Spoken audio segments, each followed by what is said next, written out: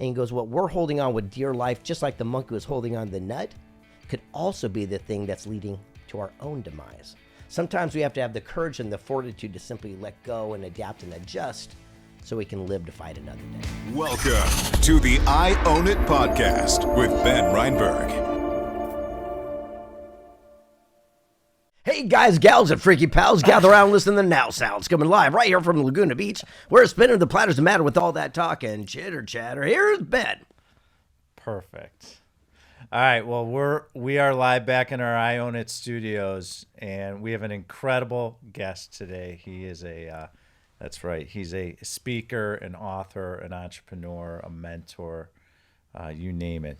And he's very unique as well. He's got great ideas, and he's got wonderful groups that you can join that have tremendous networking. So, Greg Reid, thank you for coming up to Laguna Beach and being in our studios with us. Such a pleasure. Absolutely. And you forgot the best part, that I'm probably the least qualified guy to do what I do. So, just so you know, it's the old thing. If I can do it, you can do it too. That's right. Well, that will inspire all our listeners.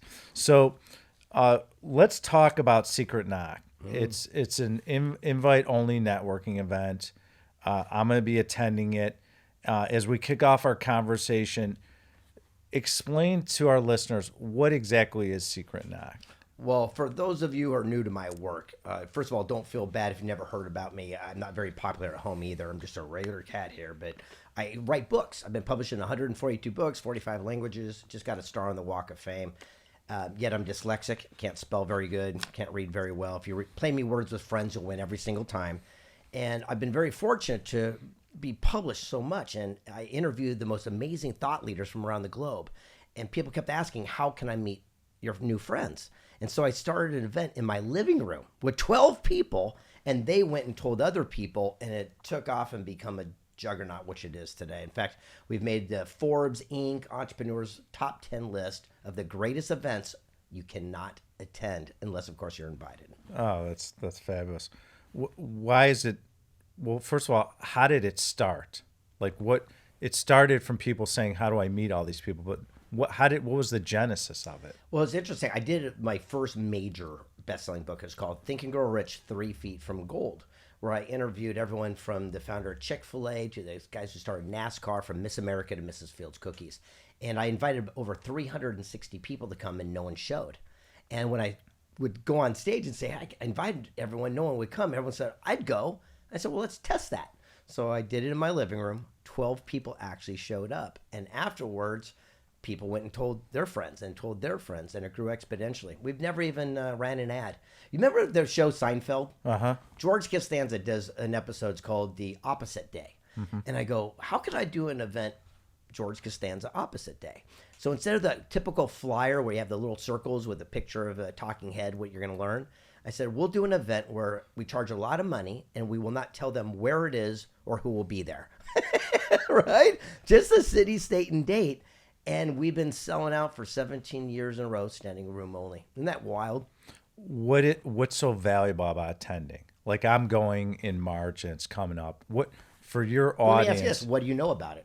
I don't know much. I just know the city it's in, and that's it. And that's it. That's it. And I'm going in blind. And just like I went into your other group that we'll talk about, I went in blind. And that's what we did. We created the most unique experience you can imagine. Because here's what we do differently. And by the way, but there's social proof, and you talk to other people who now testify that it's cool. That's what gave you the comfort to come. But you had to start somewhere, right? Right. And so what we do is there's no coaches, there's no teachers, there's no mentors. We only bring in the people that are accomplishing what everyone else is talking about. All these fake Instagram gurus that are talking about how cool it is to have a Lamborghini, we bring in Mr. Lamborghini. So if you want to start a clothing line, here's the founder of UGG Boots. If you want to start a board game, here's the guy who did Pictionary. If you got a nonprofit, here's the person who started Make-A-Wish. If you surround yourself with people that are actually accomplishing what everyone else is talking about, your life will never be the same. And that's what we do. What kind of people attend the event in the audience? That's my favorite part. It's not about the speakers, by the way. It is about the networking and the folks that join us. Here's another thing that's different. We only have one rule for events. Be cool. That's it. And that means if the water runs out on the table, you don't cry and complain. You get off your tail, you go get water, and you bring it back to the table. Be normal. If trash is on the floor, pick it up. It's not your mom's house. There's no name tags. Everyone's treated the same.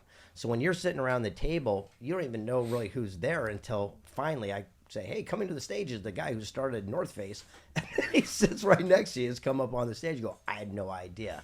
And that's what it's all about. That's great. So I'm interested in your advice for how entrepreneurs should approach networking. Networking is so important in business and life to get ahead. Most entrepreneurs are extremely busy and their time is valuable, as you know. And networking can also be a time sink, as we know.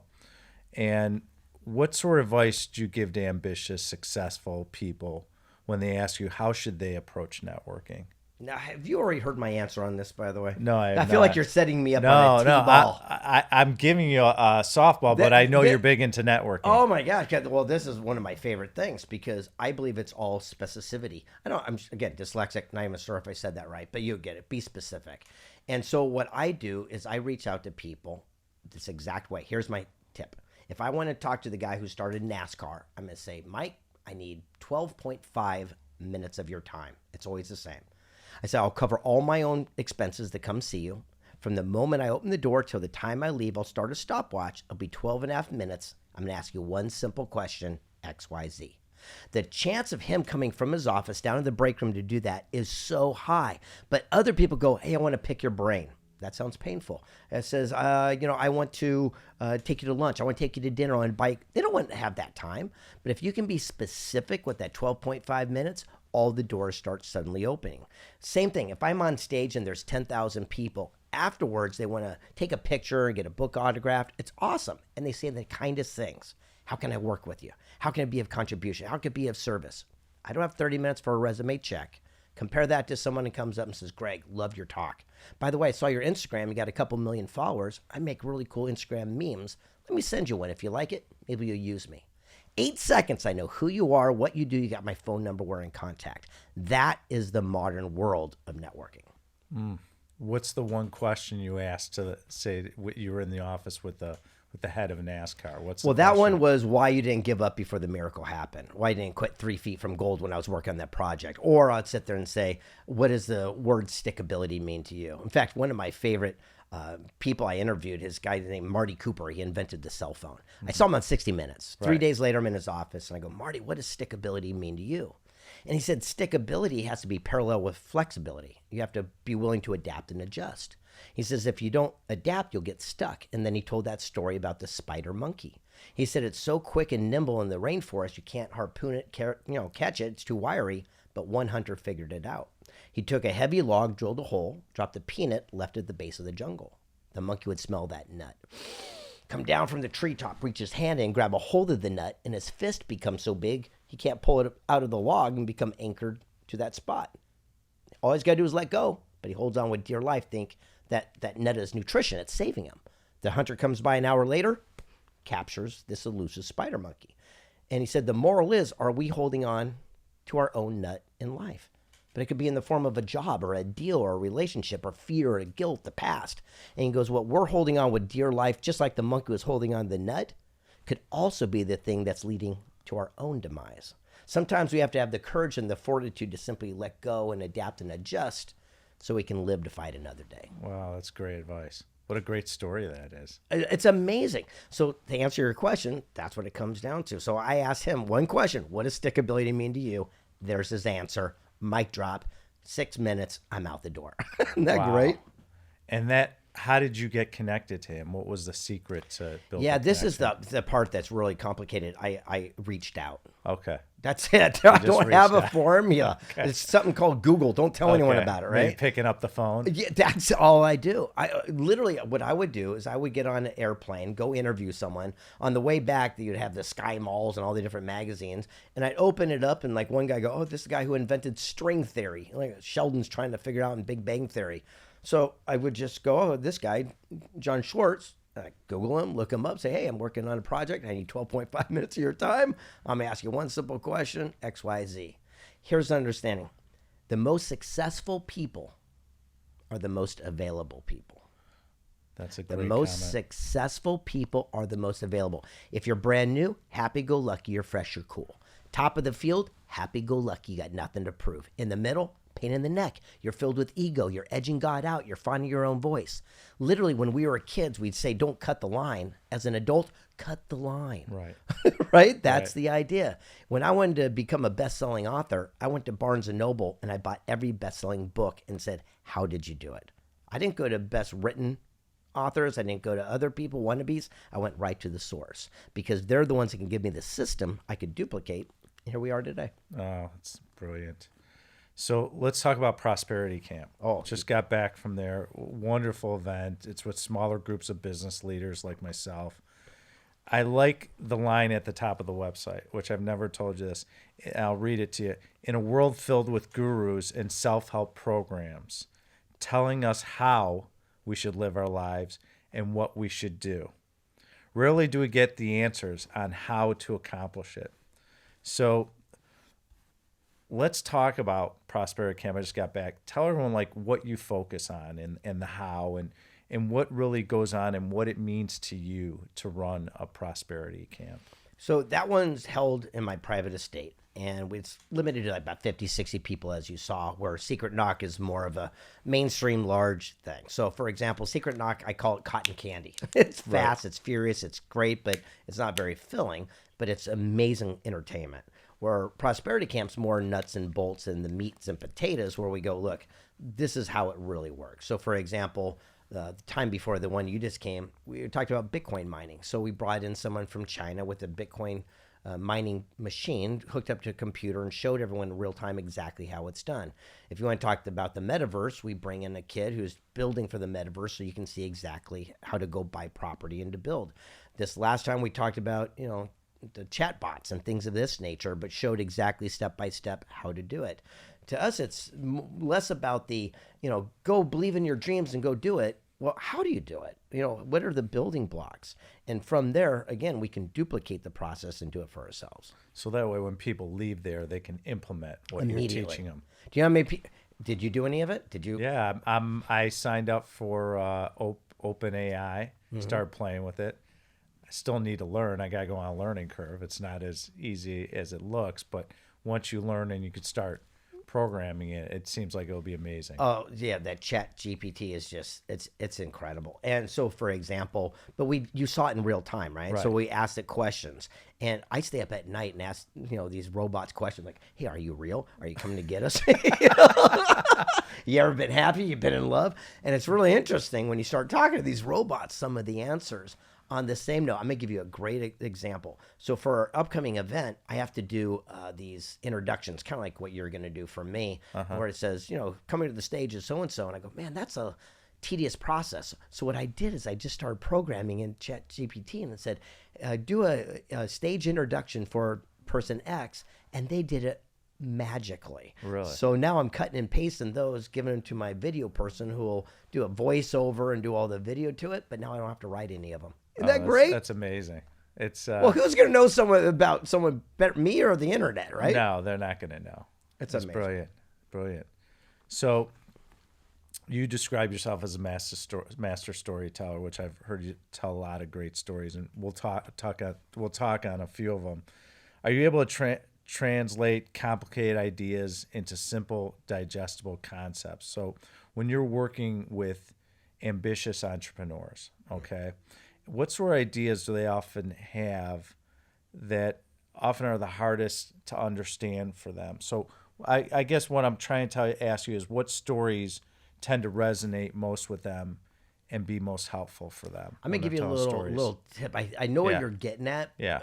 So again, I'm a public speaker. Okay? Sure. I've been spoken from the Pentagon to the generals all the way down to the United Nations General Assembly floor. And I'll give you my secret. I tell stories. I call them songs, and we're in a studio right now, so you'll understand this. So basically, a song is usually 2.5 minutes from beginning to end. There's a beginning, a middle, it's got a little hook, a melody, and a closing. Well, that's what I do with my stories. So I don't focus on a 90-minute presentation. I focus on one song at a time, and I master that song. So what happens is that I get one song and then another song, and I put it together, and I got an album. So someone says, hey, you have an hour to speak. where behind you got 12 minutes, no problem. I'll do my 3 greatest hits. Piece of cake, right? And that's how I do my public speaking. I focus on these little individual sound bites so they're so awesome, so I always have something to say. And also by doing that, you can now ask me any question. It doesn't make a difference. Give me a topic, and I will have a story for you. Go ahead. So put me on the spot. Well, I got a couple that I want you to tell because I thought they were amazing. No, make something else up. No, give me your favorite story. What's your favorite story you like to tell people? Well, you already know that one. It's like picking your favorite child, but well, go ahead. It came from a wordsmith, a philosopher, and a poet named Evander Holyfield, the boxing legend. And I said, how did you win so many heavyweight championships? And he said, that's easy. He said, I have a higher standard. I said, what do you mean? He goes, well, in sports, I showed up early. I left late. I had a higher standard. I won more championships than anybody. I said, but didn't it hurt being in a fight? He says, yeah, it hurts, but when you're in a fight, you don't focus on the pain. You don't focus on the blows. As soon as you focus on the pain, you end up on your back knocked out. But that's what people do outside the ring. They focus on gas prices, war, economy, recession, and then they wonder why they never become a champion. And he pulled me in tight. An Adonis of a man missing half an ear bitten off by Mike Tyson. He says, you know what the funny thing is? He says, when you do win the championship, he says, everyone comes to their feet and they chant your name. They raise your hand in victory, and the guy puts a big shiny belt around your waist. He said, at that moment and at that second, you don't feel even one of the punches you took along the journey. But the guy in the losing locker room will have every bruise, every excuse for the rest of their life, wishing they had a higher standard. Higher standard also can equate to commitment, what commitment really means to something. Would you say that there's a synonymous relationship? Yeah, it's dedication. It's interesting. People out there in the personal development industry, they sit there and say, you got to go find your passion. And I think that's just a bunch of BS. I really do. Right. Because, again, passion burns out. But like the guy who started Pictionary, good buddy of mine, Rob Angel. And he says, you can't be passionate about your business. You have to love your business. Right. And I go, what's the difference? He goes, passion will wear off. He goes, but if you're in love, you'll find a way to stick it through. And that stuck with me. Because why do 90% of businesses fail in the first year? Because they're passionate about it, but as soon as there's the challenge and trials and tribulations, they find a way to fold the tent and go somewhere else. But if you're in love with something, then you're going to see it through no matter what. Tell me one of the stories I really love that you talk about is hand in the sand. Explain that story. So hand in the sand is when you're getting advice, you're getting counsel. And so it's interesting to me is that the guy who started string theory gave me a great lesson. He said, successful people seek counsel and failures listen to opinion. I said, what's the difference? He goes, opinions based on ignorance, lack of knowledge, or inexperience, like all your family, friends who've never done what you want to do. Counsel's based on wisdom, knowledge, and mentorship. People have paved the way. If you go to family friends, say, I'm going to write a best-selling book, they're going to do everything possible to protect me, to talk me out of it, because they know I'm dyslexic and they've never written a best-selling book, right? But if I go to Mark Victor Hansen, who wrote Chicken Soup for the Soul, sold 1 billion copies, he's going to say, Greg, sit down. Here's what you need to know, and give you counsel based on wisdom, knowledge, mentorship. John Short said, if we would spend our activity only seeking counsel and ignoring opinion, that's the day our lives would change. Hand in the sand goes hand in hand with this topic.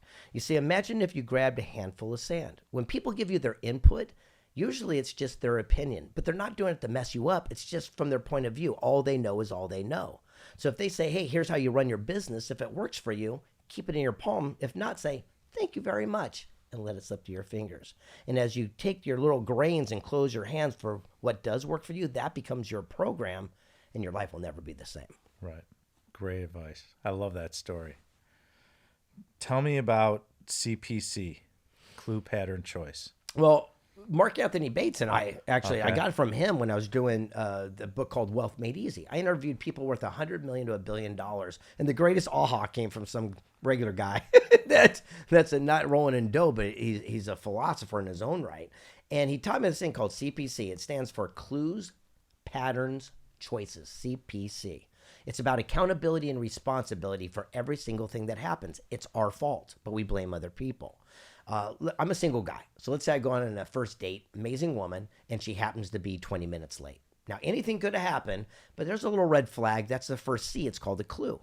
I like this woman, so I continued to date her. And on the 5th, 8th, 100th date, every time she's 20 minutes late, that forms a P, which is a pattern. Now it's my C, my choice, whether I deal with it, I yell at her, I break up, I tell her a different time, but it's not her fault. She's just late. We have to stop trying to change people to fit into our own paradigm. But we'll see someone with a bad reputation in business. They cheat your best friend. We do business thinking it'll be different. When things go wrong, we're mad at the person. We saw the clue. We saw the pattern. We made the choice. It's like seeing a rattlesnake rattle, bite your kid's sister. You pet it, get bit, and you're mad at the snake. Looking back in life, rarely will we be angry at relationships that failed, negotiations that fell through. We're mad at ourselves because we stayed in too late. Really powerful. So a lot of your insights are built on building your personal brand. What are some of the key things you advise business leaders to improve their brand? And tell me about, like, what do you say to people who are struggling to find something that truly feels authentic to them with their personal brand? Well, the wording that we just used was kind of counterintuitive, right? Right. Trying to be authentic. Right. Well, that means you're faking it, right? So Right. Authenticity means you're just being yourself, and that is the answer. So you know me now. You've met me. Am I the same on stage, off stage, hanging out? I'm the same, right? Absolutely. So that's what it is. It's just showing up who you are. Remember when we were kids, your mom would say, just be yourself. Everyone will like you. Right. There's truth to that statement. Absolutely. And what will happen is you will attract the people that understand you.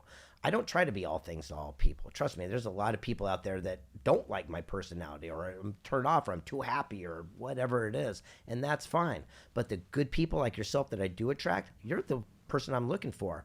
Rumi, the philosopher, had a quote: whatever you seek is also seeking you in return. So I'm just seeking that counterpart so things can go onward and upward like never, ever before. Well said. So your bio has an interesting line that I want to discuss deeper. I have BO, you said? What? No, your bio. Excuse the Chicago accent. So you've dedicated your life to helping others achieve the ultimate fulfillment of finding and living a life of purpose. What is your key mission in life, if you could share with everyone, and how did you know that was what you wanted to do?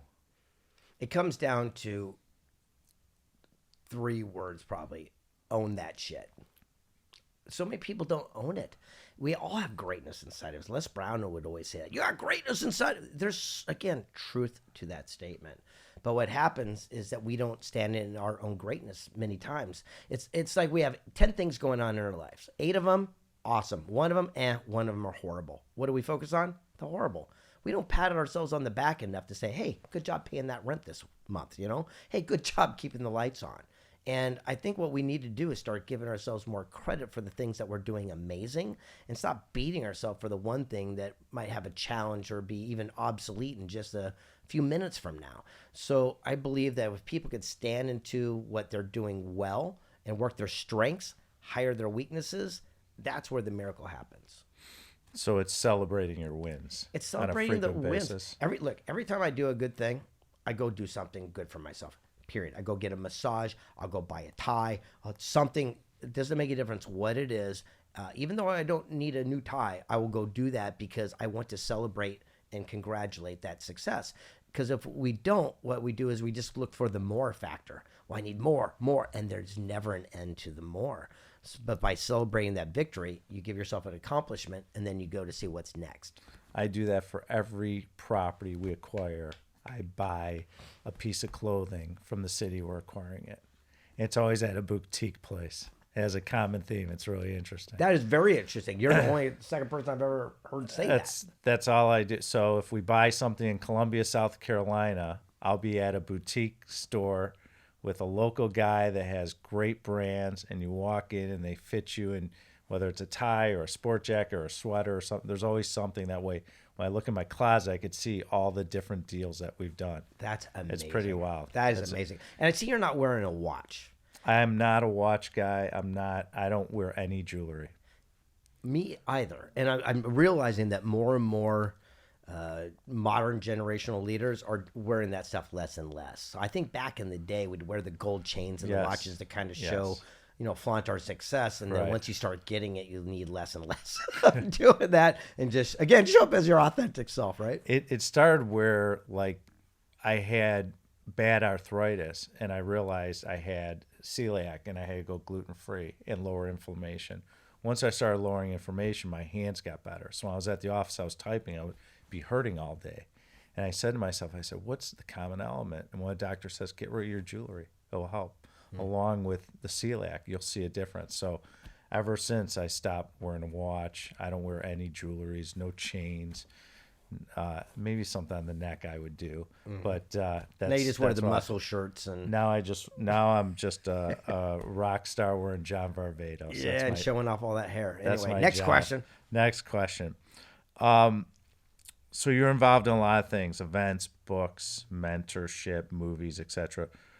What part of your day do you enjoy the most now? Now that you're you're about to turn 60 in August. When you wake up in the morning, what are you most excited to do these days? I have a theory about gratitude. I learned from a guy named Dave Meltzer. And so the last thing I say before I go to sleep is thank you. And the first thing I do when I wake up, I say thank you because I figure I was blessed for another day. And I love the mornings as the ultimate. So when I wake up, I get my coffee, I relax, I turn on the music. I just like that time of the day because it resets. And I don't have a normal schedule. So I know you have yours back to back to back. I've got a Tia, who runs my life and my calendar. So I don't even know what's on. I never check it the day before. So I wake up and boom, it's almost like Christmas. When there's nothing on there, I'm like, woohoo, I'm going to the beach today, right? And other times when I go, oh, great, I'm going to make some money today. So I kind of treat each day as a gift. I know it sounds weird because everyone's overly anal for their time, but I'm not. So basically, you don't check your schedule till the day of? Till the morning of. The morning of. Morning of. And so are you waking up at a certain point because you might have a meeting or Nope. something? No. Because one of the rules is no meetings before 9 o'clock. So I know I'll wake up at 6, 7 o'clock. So I will always have a couple hours before I do it. Oh, that's fantastic. So you were recognized by President Bill Clinton for your charity work a while back. You've also been closely involved in Make-A-Wish. And in your events, you do charitable things as well. Share more about what causes are near and dear to you, and how did you get involved in supporting them?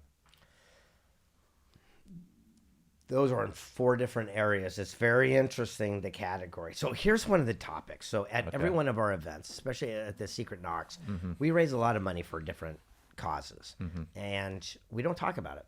And so this has been a conversation that's been coming up lately. So you and I can have this conversation. So one side of it is you do it from a charitable standpoint.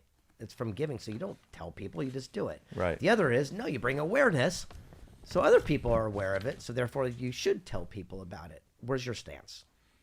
I agree with that. Which one? Well, I like the Secret Knocks, what you do, and talk about what you do at Secret Knocks. I think it's great. Like even at Prosperity Camp, you had the duffels and that you can contribute to it. You can bring it and help someone in need. Yeah, but have you ever seen anything about it? Internet, talk, nothing. No. Because we don't tell people. Right. But now people are saying, shame on you. You should be telling people so they could do it too. I see both sides of it, right? So that's kind of like what side do you stand on? This next one, I will tell you the it's not really a charity, but it's a great cause that we're doing.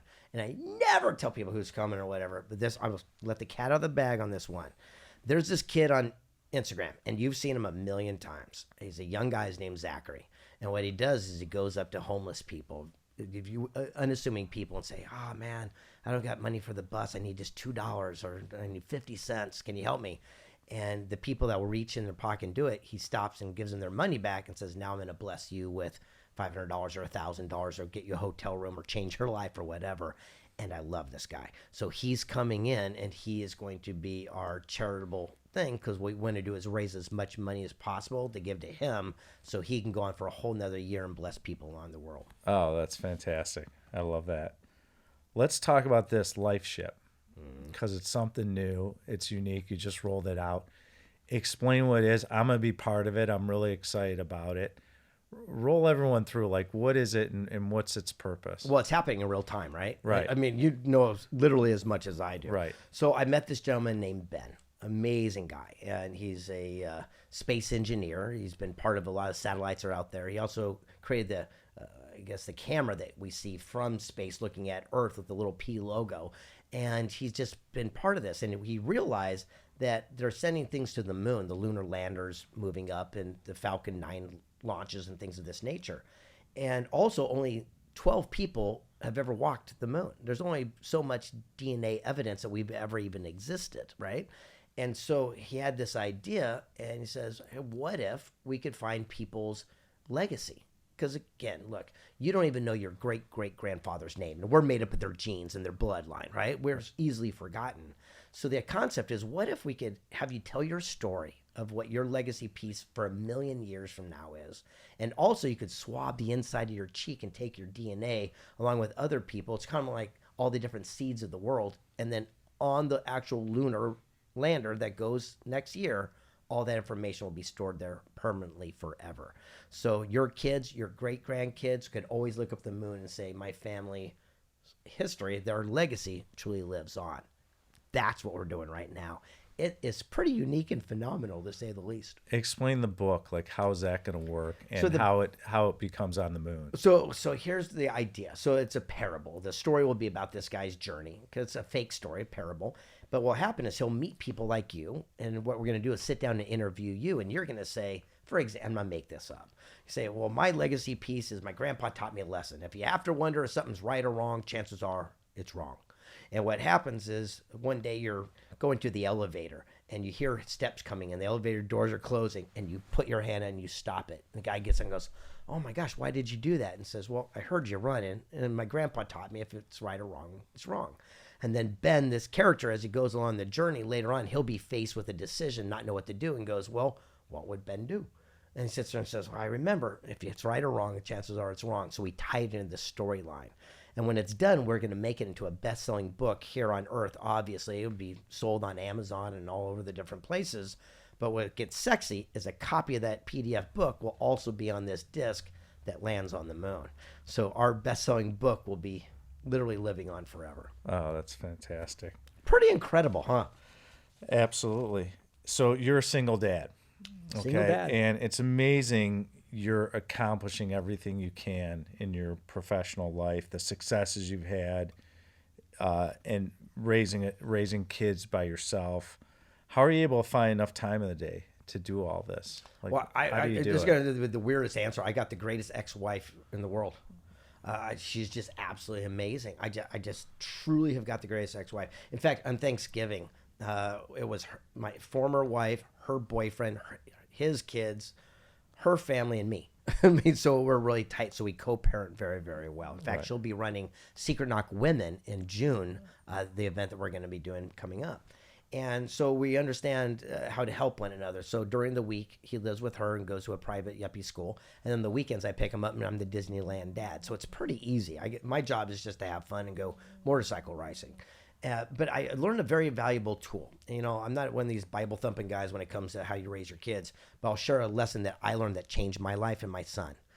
I was doing a podcast, and this woman asked me a question. It was very logical. She goes, do you give your son money to do things he doesn't like to do around the house, like make the bed, mow the lawn, things? I go, absolutely. I go, I'm going to teach my son the power of money. She goes, stop.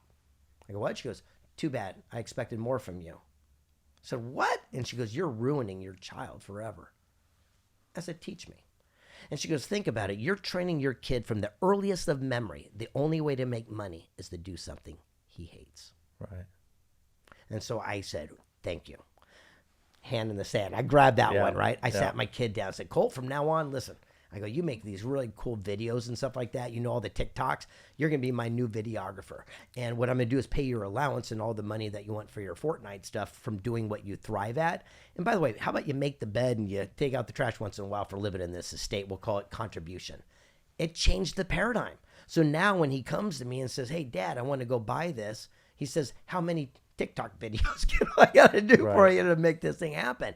But now he's doing something that he just thrives at, not something he despises or he doesn't like. Right. So you're rewarding him for the things that he cares about, that Correct. he gravitates Work to. your strengths and hire your weaknesses. Look, right. again, I can't write a book. I'm going to tell you flat out, it'd be a brutal process. So I got amazing ghostwriters and editors.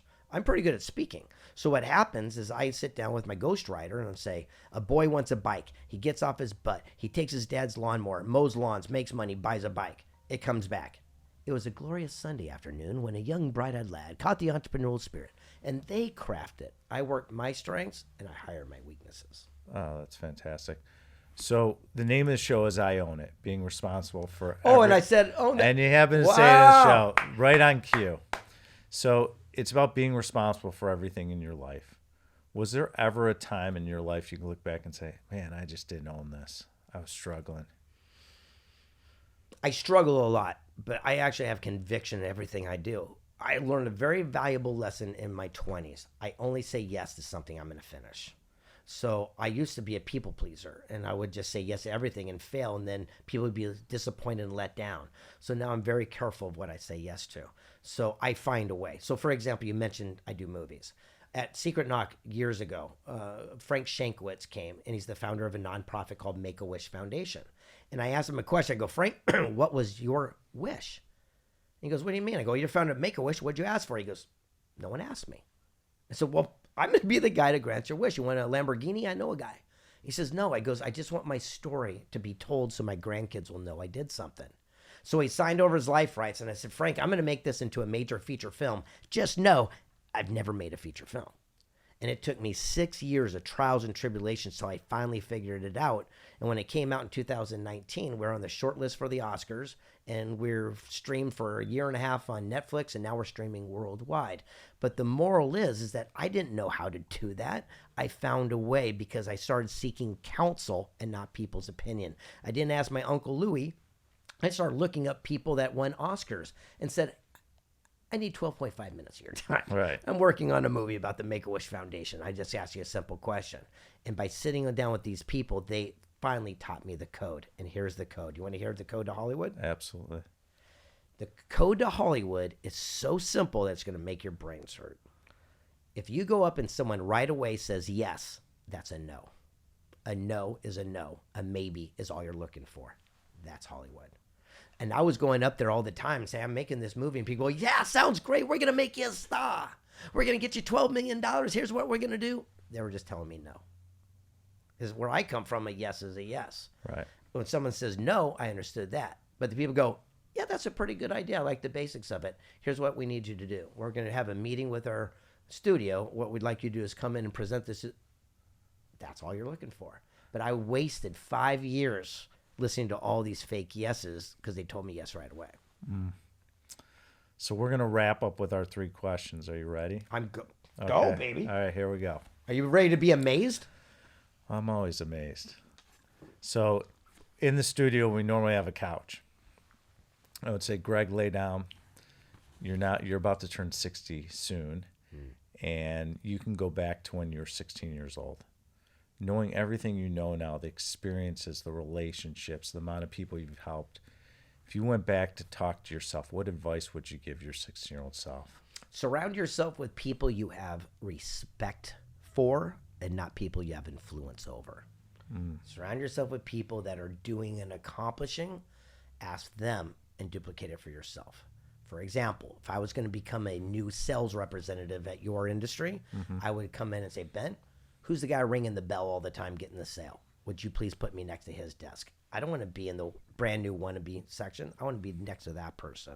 Surround yourself with people we have respect for, not people we have influence over. And isn't that also part of the lesson, too? I know you've spoken about before, is be around action takers, not around talkers. Yeah. People that take action, actually been there, done that, will do it. Correct. Surround yourself with people that are accomplishing what you want. Look, again, if I was a new artist, I wouldn't hang out with other starving artists. I'd go sit in front of an art gallery and I'd see whose, paintings they're pulling off the wall. And I'd reach out to that person and say, how'd you do it? Because again, I just want to surround myself with people who are doing what I want to do for myself. All right. It's our last day on earth, God forbid, you and I. It's our last meal together. What are we eating and what are we drinking? It's your choice. It's interesting. So as you know, I'm 35 years sober, and I still would not drink. Right. So that's I've tempted that one before, and the answer was no. But what I think I'm going to be eating is a special place called Crab Hut. It's down in San Diego. It's an Asian market that's insanely good. It's like my favorite meal in the world. So I'd be indulging in a crab feast for sure. Okay. Sounds good. And what are we washing it down with? Pellegrino, water? Yeah, I'm a Perrier guy with Perrier. a bunch of lime. In fact, I was born in the mean streets of a place called Del Mar, California, a little beach town. Yeah, that's a rough area. West I Coast. Yeah, well, it was rough growing up. One time in surf class, we had low tide. It was hard, and yeah, it was really rough.